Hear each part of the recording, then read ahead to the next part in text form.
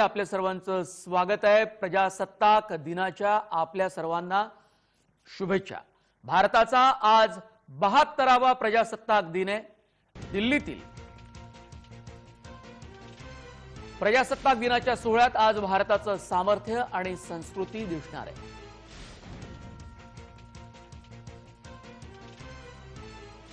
भारताचे शस्त्रास्त्र आणि कला दिसणार आहे। भारताचं अत्याधुनिक विमान राफेल प्रथम संचलनात दिसणार आहे। भारताचा आज 72वा प्रजासत्ताक दिन।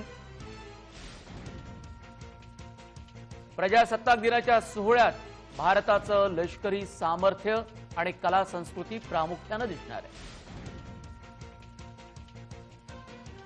प्रजासत्ताक राष्ट्र म्हणजे लोकशाही असलेलं राष्ट्र। भारतात 26 जानेवारी 1950 रोजी प्रजासत्ताक मूल्यांची स्थापना झाली। यंदा भारताचा 72वा प्रजासत्ताक दिवस आहे। प्रजासत्ताक दिनी सकाळी ठीक 8 वाजता राष्ट्रीय राजधानी नवी दिल्लीत राष्ट्रपती तिरंगा फडकवतील। राष्ट्रपतींनी ध्वजारोहण केल्यानंतरच देशभरात ध्वजारोहण होत असतं। अशोक चक्र असलेला तिरंगा हा भारताचा राष्ट्रध्वज आहे। प्रजासत्ताक दिनी भारत जगाला आपलं लष्करी सामर्थ्य दाखवतो। तत्पूर्वी सकाळी 7:30च्या सुमारास इंडिया गेट इथे शहीद जवानांना श्रद्धांजली वाहिली जाते। त्यानंतर दरवर्षी लष्करी संचलन राजपथावर घडतं। राष्ट्रपती भवन ते इंडिया गेट दरम्यानचा रस्ता राजपथ नावाने ओळखला जातो। या राजपथावर संचलन करणं हे प्रत्येक सैनिकाचं स्वप्न असतं। या संचलनाला विदेशी पाहुणे बोलावण्याचा प्रघात आहे। यंदा मात्र विदेशी पाहुण्यांविनाच राजपथावर संचलन संपन्न होईल। गेल्या 50 वर्षात विदेशी पाहुण्यांविना प्रथमच संचलन होत आहे। यापूर्वी 1952, 1953 आणि 1966 साली तशी स्थिती निर्माण झाली होती। इंग्लंडचे पंतप्रधान बोरिस जॉन्सन यंदाच्या प्रजासत्ताक दिनाला प्रमुख पाहुणे म्हणून उपस्थित राहणार होते। मात्र इंग्लंडमध्ये नव्या कोरोना विषाणूचा कहर झाल्याने जॉन्सन अनुपस्थित आहे। दरवर्षी 2-1 लाख लोक राजपथावरील दिमागदार संचलन पाहण्यास गर्दी करतात। यंदा कोरोनामुळे केवळ 25,000 निमंत्रित या संचलनाला प्रत्यक्ष पाहू शकतील। भारतीय वायुसेनेत नुकतीच दाखल झालेली राफेल विमानं यंदाच्या संचलनाचं आकर्षण असतील। भारतीय लढाऊ वैमानिक भावना कांत यांच्या संचलनातील सहभाग लक्षवेधी असणार आहे। यंदा प्रथमच मित्र राष्ट्राच्या सैन्य तुकडीला राजपथावरच्या संचलनात स्थान देण्यात आलंय। बांगलादेशच्या सैन्य दलाची एक तुकडी आणि लष्करी बँड पथक भारतीय प्रजासत्ताक दिनी राजपथावर संचलन करेल। बांगलादेशच्या स्वातंत्र्याचा यंदा सुवर्ण महोत्सव असल्यानं असं घडतंय। कोरोनामुळे राजपथावरील संचलनात यंदा मोटार सायकलस्वार आपलं कौशल्य दाखवणार नाहीत। लडाख केंद्रशासित प्रदेशाला प्रथमच राजपथावर स्थान मिळणार आहे। कलम 370 हटल्यानंतर जम्मू काश्मीर राज्याच्या विभाजनातून लडाख केंद्रशासित प्रदेशाची निर्मिती झाली आहे। राजपथावरील संचलनात सहभागी होणारे चित्ररथ हे कायम आकर्षण ठरतात। आलटून पालटून प्रत्येक राज्य आणि केंद्रीय मंत्रालयांचे चित्ररथ या संचलनात सहभागी होत असतात। यंदा महाराष्ट्राला चित्ररथ सादरीकरणाची जबाबदारी मिळाली असून राज्याची संत परंपरा त्याद्वारे जगासमोर मांडली जाणार आहे। उत्तर प्रदेश सरकारचा राम मंदिराची हुबेहूब प्रतिकृती असलेला चित्ररथ चर्चेत आलाय। केंद्र सरकारच्या विविध जनउपयोगी योजनांबाबत माहिती देणारे 9 चित्ररथ संचलनात असतील। सकाळी 8 वाजता झेंडावंदनाचा कार्यक्रम राजधानी नवी दिल्लीमध्ये। 9 वाजता परेडला सुरुवात होणार आहे। कोरोनाच्या पार्श्वभूमीवर यंदा परेड विजय चौकातून सुरू होऊन नॅशनल स्टेडियम पर्यंत जाणार आहे। दरवर्षी ही परेड राजपथापासून सुरू होऊन लाल किल्ल्यापर्यंत जाते। सकाळी 11:30 पर्यंत परेड ही सुरू राहणार आहे। 10 वाजता सकाळी ही परेड सुरू होईल।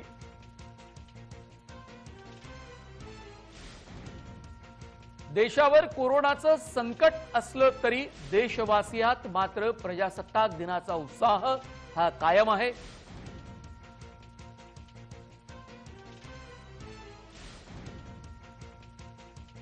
प्रजासत्ताक दिनाच्या निमित्तानं राजपथावरून आज परेड निघणार आहे।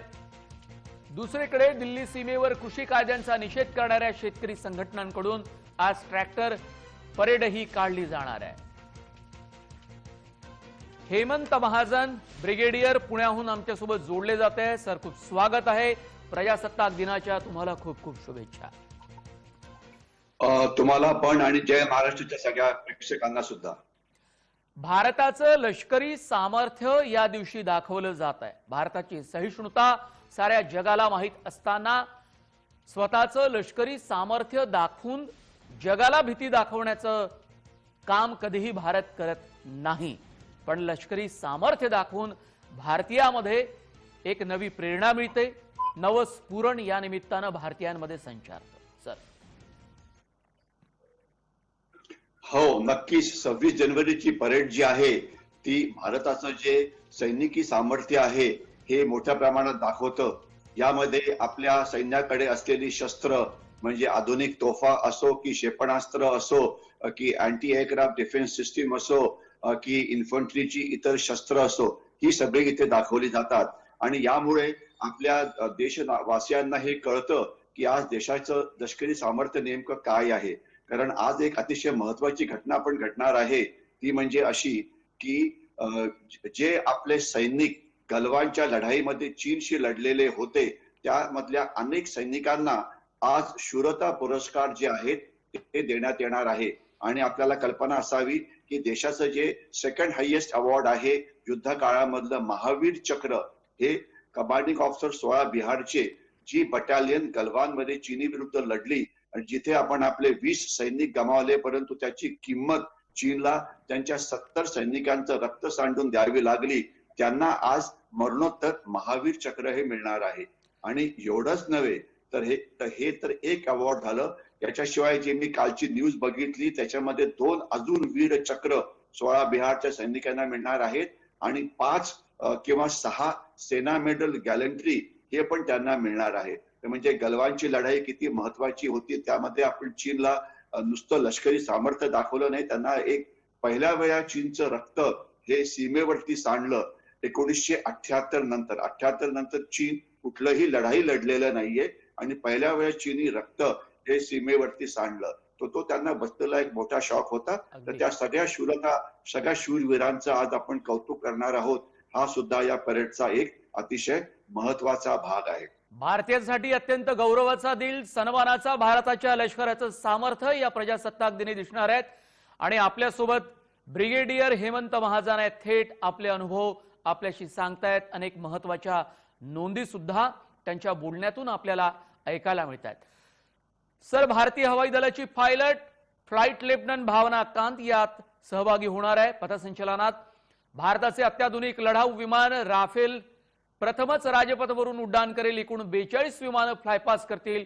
या 2 राफेल विमानांचा समावेश असणार आहे. प्रजासत्ताक दिनाला होणाऱ्या फ्लायपासमध्ये हवाई दलाचे आणि स्वदेशी हलके लढाऊ विमान तेजस, हलके लढाऊ हेलिकॉप्टर, रोहिणी, रडार, आकाश क्षेपणास्त्र आणि सुखोई 30 बघायला मिळतील. फ्लाइट लेफ्टनंट भावना कांती या फ्लायपासमध्ये सहभागी असतील. काय सांगाल सर? असं आहे की जी फायटर एअरक्राफ्टचं जे स्ट्रीम होती त्यामध्ये आतापर्यंत महिला पायलट या नव्हत्या आणि भावना ही पहिली अशी फायटर पायलट आहे की जिने राफेल वरती ट्रेनिंग करून आता ती राफेल विमानं उडवण्याकरता समर्थ झालेली आहे. आणि आज ती या फ्लायपासचं नेतृत्व करते आहे. हे खरोखरच गौरवाची गोष्ट आहे. कारण आपल्याला आठवत असेल की ज्या वेळेला आपण बालाकोटला एअर स्ट्राईक केला होता तर त्यावेळेला आपण जी विमानं त्यामध्ये वापरली, मिराज विमानं होती, जग्वार विमानं होती आणि मिग विमानं होती. त्यावेळेला राफेल हे विमान आपल्याकडे नव्हतं आणि राफेल हे आपल्याकडे असलेलं सर्वात मोठं, सर्वात आधुनिक, सर्वात अत्याधुनिक असं अष्टपैलू विमान आहे, जे हवेमध्ये लढू शकतं, जे जमिनीवरती हल्ला करू शकतं, जे शत्रूच्या विमानांचा पाठलाग करू शकतं. म्हणजे असं म्हटलं जातं की बालाकोटच्या वेळेला जर आपलं राफेल विमान असतं तर आपलं जे मिग विमान नंतर पडलं होतं आणि अभिनंदन याचा पाकिस्तानमध्ये त्याचं पॅराशूट तिकडे चाललं गेलं तर तसं झालं नसतं. तर त्याच्यामुळे हवाई दलाची क्षमता ही मोठ्या प्रमाणात राफेल विमानाच्या येण्यामुळे वाढलेली आहे. आणि एवढंच नव्हे तर आता आपलं जे चीनचं जे सावट आपल्यावरती आहे तर आपण ही विमानं आता चंदीगडमध्ये तैनात केलेली आहे, ज्यामुळे ती माफ करा, ती लडाखमध्ये चीनच्या विरुद्ध तर वापरता येतीलच, याच्याशिवाय जर पाकिस्तानने काही गडबड केली तर पाकिस्तानी सीमेवरती सुद्धा वापरता येईल. आणि तुम्ही तुमच्या बोलण्यामध्ये उल्लेख केला होता तेजस विमानांचा. तेजस विमान सुद्धा एक महत्वाचं विमान आहे भारतीय हवाई दलाकडे याच्या 2 स्क्वॉड्रन म्हणजे 32 विमानं पहिलीच आहे. परंतु भारतीय विमान म्हणजे एअरफोर्सला अजून जास्त आधुनिक विमानं पाहिजे होती. तर अगदी आता नुकताच 84 विमानं तेजस मार्क 1A हा करार भारतीय हवाई दलाशी HAL चा झालेला आहे आणि ही 84 विमानं आता हिंदुस्थान एरोनॉटिक्स जे बंगलोरला आहे तिथे बनणार आहे आणि पुढच्या 4 ते 5 वर्षामध्ये ही विमानं भारतीय हवाई दलामध्ये येतील आणि या विमानामध्ये पहिल्या विमानांच्या तुलनामध्ये जवळजवळ 20-25 हून जास्त सुधारणा करण्यात आल्या आहेत. म्हणजे त्यांचा रेंज म्हणजे पल्ला वाढला आहे, त्यांच्यावरती असलेली शस्त्र ही जास्त अत्याधुनिक आहे, अगदी त्यांची सर. रडार जी आहेत अगदी अगदी ती म्हणजे हो हो देशातच लष्करी सामग्रीचं उत्पादन हा एक महत्वाचा विषय गेल्या काही दिवसांपासून आपल्याला दिसतोय. त्याला प्रोत्साहन देण्याचं काम सुरूच आहे. या मुद्द्यावर आपण येणारच. एक आणखी काही विस्तारानं थोडी माहिती आपल्याला प्रेक्षकांना देतो आणि आपण मग नंतर आपण चर्चा सुरू ठेवणार आहोत. बिहारच्या असलेल्या भावना कांत या हवाई दलाच्या पहिल्या महिला तुकडीतील जात भावनासह 3 महिला फायटर पायलटचा समावेश झाला होता. त्यांनी 2016 मध्ये त्या हवाई दलात दाखल झाल्या होत्या. भावना यांचा नोव्हेंबर 2017 मध्ये फायटर स्क्वॉड्रन मध्ये समावेश झाला आणि मार्च 2018 मध्ये मिग 21 बायसन एकट्यानं उड्डाण केल्यानंतर लढाईत फायटर पायलटची भूमिका बजावण्यासाठी त्या तयार झाल्या. माझ्यासाठी या सन्मानाची बाब आहे. भावना कांत यांचे उद्गार लहान असल्यापासून टीव्हीवर प्रजासत्ताक दिनाची परेड पाहत आले आहे आणि त्यामध्ये भाग घेणं हा माझ्यासाठी सन्मान आहे. आता मी मिग 21 बायसन विमानं उडवते. मला सर्व प्रकारची लढाऊ विमानं उडवायची आहेत, अशा भावना कांत म्हणाल्या. दुसऱ्या राफेल फ्लायपासच्या अखेरीस ब्रह्मास्त्र फॉर्मेशन हवाई दलाच्या फ्लायपासमध्ये 2 राफेल विमानांचा समावेश करण्यात आला आहे. एक राफेल एकलव्य फॉर्मेशन मध्ये दिसून येईल आणि दुसरं राफेल फ्लायपासच्या अखेरीस ब्रह्मास्त्र फॉर्मेशन तयार करेल. Multi role fighter jet Rafale September 2020 मध्ये भारतीय हवाई दलात दाखल झालं. आतापर्यंत 8 राफेल विमानांचा हवाई दलामध्ये समावेश झाला असून 36 रायफल येणार आहेत. कर्नल महाजन, माफ करा, ब्रिगेडियर हेमंत महाजन आमच्याशी जोडले जात आहेत. सर, अमेरिकेचे राष्ट्राध्यक्ष म्हणून जो बायडन यांनी सूत्र घेतली. अमेरिका महासत्ता आहे, सर्व दृष्टीने संपन्न असा देश हा कोरोनाच्या काळामध्ये कोलमडताना पाहायला मिळाला. अर्थात त्यांची जी ताकद आहे ती आहेच, पण ज्या पद्धतीनं जगाच्या राजकारणावर एकंदरीत परिणाम झाला आहे आणि आपण तो पाहतोय, त्या सगळ्या पार्श्वभूमीवर ज्या हालचाली देशभरात जगभरामध्ये सुरू आहे, चीन, पाकिस्तान, आशिया खंडामध्ये भारताचं लष्करी सामर्थ्य या तुम्ही कसं पाहता? असं आहे, भारताचं लष्करी सामर्थ्य हे वाढलेलं आहे, याच्यात काही प्रश्नच नाहीये. परंतु आपण ज्या वेळेला भारताच्या लष्करी सामर्थ्याविषयी बोलतो तर त्यावेळेला चीनचं सामर्थ्य कसं आहे याच्याविषयी बोलणं महत्वाचं आहे. कारण चीन हा आपला नंबर 1 चा शत्रू आहे आणि त्यांना कायमचा मदत करणारा पाकिस्तान हा आपला नंबर 2 चा शत्रू आहे. तर त्यामुळे या दोन्ही शत्रूशी जर एकाच वेळेला लढावं लागलं तर ती लढण्याची आपली तयारी असावी. आज आता आपल्याला कल्पना आहे की 1 मार्चला आपलं पुन्हा डिफेन्स बजेट हे जाहीर होणार आहे आणि आपण जर वर्तमानपत्राला फॉलो करत असाल तर आपल्याला असं दिसून येईल की आपलं जे देशाचं जे आधुनिकीकरण आहे ते खूपच मागे पडतं आहे आणि यामुळे आता सैन्याचं बजेट वाढवण्याची गरज आहे. परंतु करोना काळामुळे वेगवेगळ्या ठिकाणी आपल्या अर्थव्यवस्थेची गडबड झाल्यामुळे आपल्याला जे बजेट जेवढं पुरेसं वाढवायला पाहिजे तेवढं मिळत नाहीये. परंतु आशा करूया की चीनी आक्रमणामुळे आपल्याला जे लडाख सीमेवरती ऑलमोस्ट तिप्पट एवढं सैन्य तिथे तैनात करावं लागलं आणि जसं चीनने आपलं सैन्य तिथे गोळा केलं तसं आपण सुद्धा आपलं 50-60 हजारहून जास्त सैन्य तिथे पाठवलं. त्यामुळे आपलं बजेट यावर्षी नक्कीच वाढणार आहे आणि सीमेवरती जो खर्च झाला आहे तिथे आपण नवीन रस्ते बांधतो आहे, काही आपण इमर्जन्सी शस्त्र विकत घेण्याचा प्रयत्न केलेला आहे, काही ठिकाणी सैन्याची जी शस्त्र होती त्याला अपग्रेड केलं जात आहे. जसं आपण आता राफेल विषयी बोलला, जसं आपण तेजस विषयी बोलला, तशात अत्याधुनिक तोफा येण्याचा हे होतो आहे.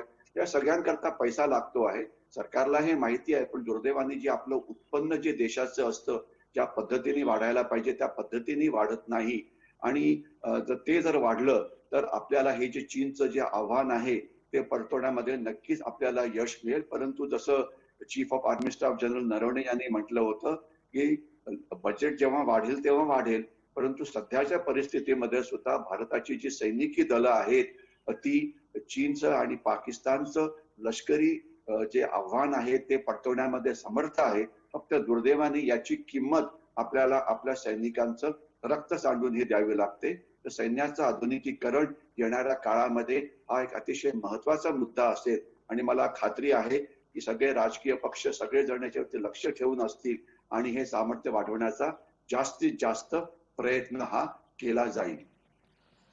हे सामर्थ्य वाढवत असताना देशाला पुढे घेऊन जायचं आहे. चीनचा धोका हा मोठा आहे.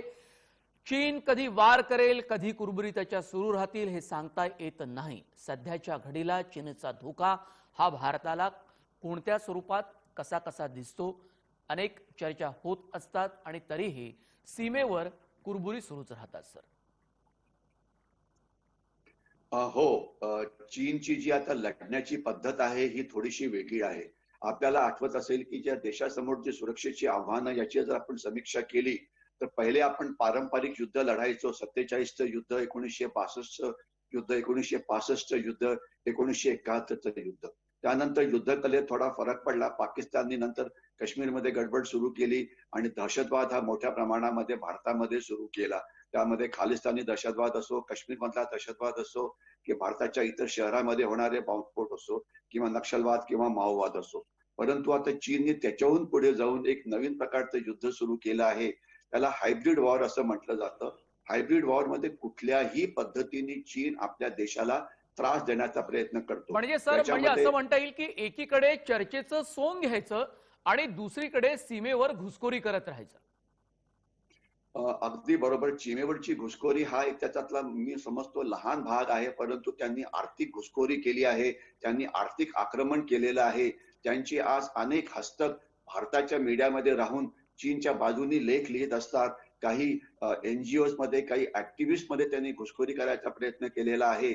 आपण वाचलं असेल की काही चीनी ऍप्स पकडली गेली की जे भारतीयांना स्वस्त लोन देत होती. ते अनेक वेळा देशामध्ये अराजकता माजवण्याचा प्रयत्न करतात. कुठल्या संस्थांना पैसे देऊन की तुम्ही आंदोलन करा, म्हणजे आंदोलकांचा दहशतवाद हा त्यांचा एक नवीन प्रकार आहे. म्हणजे चीन अतिशय वेगवेगळ्या इनोव्हेटिव्ह पद्धतीने आपल्या देशाला त्रास देतो आहे. लष्करी अतिक्रमण परतवण्याकरता भारतीय सैन्य ते परतवेल याच्या मनामध्ये, त्याविषयी कोणाच्याही मनामध्ये शंका नको. परंतु आर्थिक आक्रमण, आर्थिक घुसखोरी, दुष्प्रचार, अपप्रचार, सायकोलॉजिकल वॉरफेअर, याच्याशिवाय मित्र राष्ट्रांची मदत घेऊन मित्र राष्ट्रांकडून आपल्याला त्रास देणं, उदाहरणार्थ पाकिस्तान आपल्याला कशा प्रकारे त्रास देतो आहे हे आपल्याला माहिती आहे. आपल्या शेजारी राष्ट्रामध्ये येऊन त्यांना आपल्याला आपल्या विरुद्ध उद्धवणं, नेपाळमध्ये त्यांनी काय केलं आहे आपल्याला माहिती आहे. बांगलादेशमध्ये ते काय करायचा प्रयत्न करतायत ते आपल्याला माहिती आहे. याच्याशिवाय ते म्हणजे त्यांनी भारतावरती हा बोला. नेपाळमध्ये सर प्रचंड राजकीय उलथापालट सातत्यानं चालत असते. याचा फायदा चीन घेण्याची शक्यता जास्त आहे आणि त्याचा थेट परिणाम भारतावर होईल. असं आहे की परिणाम जो होतो की तिथे उलथापालट सुरू आहे. त्याची जे कम्युनिस्ट पार्टी ऑफ नेपाळ आहे ती दोन भागामध्ये वाटली गेली आहे. ओली जे पंतप्रधान आहेत त्यांनाच त्यांच्या पक्षाने काढून टाकलेलं आहे. नेपाळकडनं आपल्याला लष्करी धोका असा काही नाही, परंतु जे गैर लष्करी धोके आहेत ज्याच्यामध्ये स्मगलिंग आहे, ज्याच्यामध्ये नार्को टेररिझम आहे, ज्याच्यामध्ये माणसांची तिथनं आत येणं आहे, हे खोट्या नोटा येणं आहे, ड्रग्ज येणं आहे, शस्त्र येणं आहे, हा सगळा धोका तिथून निर्माण होतो. तो धोका जास्त आहे. युद्धाचा धोका तिथून काही फारसा नाही. परंतु मी चीन विषयी आपल्याला एक सांगू इच्छितो. आपण अतिक्रमणाविषयी खूप बोलतो, परंतु जास्त महत्वाचं असं की चीननी भारताच्या विरुद्ध एक बायोलॉजिकल वॉर सुरू केलेला आहे, जैविक युद्ध सुरू केलेलं आहे, ज्यामध्ये 1 लाखाहून जास्त भारतीय मारले गेले आहेत आणि अनेक जण चुकीने त्यांना करोना व्हायरस म्हणतात किंवा कोविड, त्यांना अजून चुकीचं नाव देतं कोविड-19. त्याचं खरं नाव आहे चीनी व्हायरस. हे चीनने भारताविरुद्ध लादलेलं एक जैविक महायुद्ध आहे. नशिबाने पण केवळ जर असं काही असेल तर केवळ भारताविरुद्धच ते नाही तर ते संपूर्ण जगाच्या विरोधातलं जैविक युद्ध असेल. कारण आपण पाहिलं की जागतिक आरोग्य संघटनेच्या तज्ञांची एक टीम, एक पथक चीनमध्ये अभ्यासासाठी गेलं, पण त्यांना तितकासा सहकार्य सुरुवातीच्या काळात मिळालं नाही, नंतर ते मिळालं असं सांगण्यात आलेलं आहे. त्याचा अभ्यास सुरू आहे. अमेरिका कायम आगपाकड करत असते. ट्रम्पनी कायम आरोप केले आहेत. आता मुद्दा असा आहे की एखाद्या देशाचं लष्करी सामर्थ्य हे मोठं आहे, प्रचंड आहे, बलवान तो राष्ट्र आहे लष्करी सामर्थ्याच्या दृष्टिकोनातून. पण दुसरीकडे तुम्ही जो उल्लेख केला तो अत्यंत महत्वाचा आहे की आर्थिक दृष्टचक्राचा सामना ज्या वेळेला एखाद्या देशाला करावा लागतो त्यावेळेला त्याचा परिणाम लष्करी सामर्थ्यावर सुद्धा होतो. मी अमेरिकेच्या दृष्टिकोनातून ही बाब तुम्ही सांगू शकाल? असं आहे, आपण ज्यावेळेला आर्थिक सामर्थ्याचं आपण बोलतो, आपण जगाचा उल्लेख केला. मी जगाची काळजी जो बायडनवरती सोडून देतो. आपण फक्त भारताविषयी बोलूया. 2019 मध्ये चीननी आपल्याला 90 अब्ज डॉलर्स एवढं सामान निर्यात केलं आणि आपण त्यांना 17 किंवा 18 अब्ज डॉलर्स एवढं सामान देऊ शकलो. म्हणजे चीननी भारताशी व्यापार हा प्रचंड प्रमाणामध्ये वाढवला. आपलं स्मॉल स्केल सेक्टर, आपलं मिडल स्केल सेक्टर मारलं, प्रचंड प्रॉफिट कमावला. त्याच्यामुळे त्यांचं आर्थिक बजेट प्रचंड वाढलं. त्यामुळे असं पण म्हणता येईल की त्यांनी भारताशी केलेल्या व्यापारामुळे लडाखमध्ये जे अतिक्रमण झालं होतं त्याचे पैसे आपणच पुरवले होते. म्हणजे त्यांनी आर्थिक घुसखोरी एवढी केलेली आहे. आता अर्थातच आपण आत्मनिर्भर भारतच्या खालती चीनवरती जे ओव्हर डिपेंडन्स आहे ते कमी करण्याचा प्रयत्न करतो आहे. कारण आर्थिक बाबीमध्ये निर्यात आणि आयात ही जर इक्वल असली तर ती बरोबर समजली जाते. पण आज ती 5 पटीने त्याच्यामध्ये फरक आहे. आणि जोपर्यंत प्रश्न मी ज्या बायोलॉजिकल वॉर किंवा जैविक युद्धाचा म्हणत होतो, 1 लाखाहून भारतीय कुठल्या कुठल्या देशाने याच्या आधी मारले होते. परंतु आता आपण जे आपल्या सायंटिस्टनी जे आपलं व्हॅक्सिन तयार केलेलं आहे, ज्यामध्ये आपल्याला स्वतःचा अभिमान वाटायला पाहिजे की 10 लाख लोकांना आतापर्यंत आपण हे व्हॅक्सिन दिलेलं आहे. त्याच्यामुळे हे जे जैविक युद्ध आहे त्याच्यात आपण ते जिंकण्याला सुरुवात केली आहे. आणि एवढंच नव्हे तर जगाला ते जिंकण्याकरता आपण मदत करतोय. या 60 ते 70% व्हॅक्सिन जे जगामध्ये पोहोचणार आहे, जे 9 देशात पहिलेच पोहोचलं आहे, भूतान आहे, म्यानमार आहे, बांगलादेश आहे, श्रीलंका आहे, अशा देशात पोहोचलं आहे, ते भारतामधनं जात आहे. तर चीननी जैविक युद्ध भारतावरती आणि जगावरती लादलं आणि भारत जगाला आणि भारताला ते युद्ध जिंकण्याकरता आपण 16 जानेवारीला सुरुवात केली आहे. आणि मला खात्री आहे की पुढच्या 2-3 महिन्यामध्ये हे सगळं युद्ध आपण पूर्णपणे जिंकू. परंतु जी चीनची जी लष्करी ताकद आहे त्या लष्करी ताकदचे 2 पैलू असतात.